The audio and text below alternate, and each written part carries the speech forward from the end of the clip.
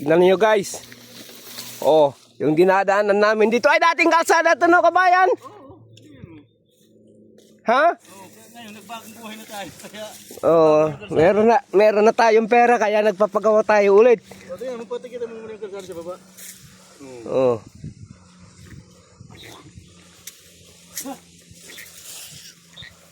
Puta, delikado. Bibigay lang. Bibigay na nga eh.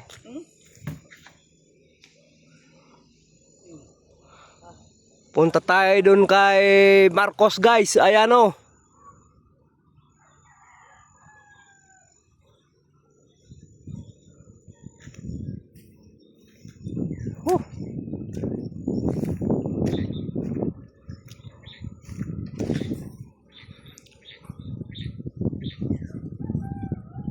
Ha? Saan?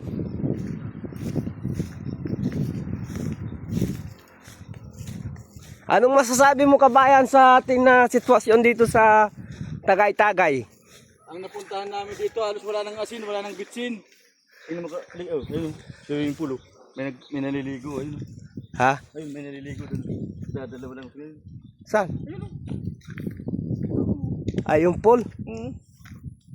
Ay, oo. Ang napuntahan namin, halos wala nang bitsin.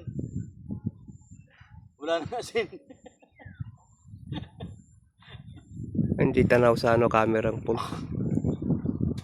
Abay mo, Jig, ang napuntahan namin, halos wala nang bitsin. Wala nang bitsin. Ginamuto.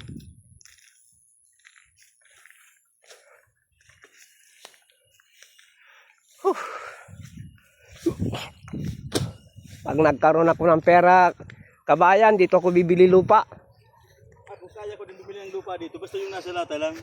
Oh, unti-unti lang natin.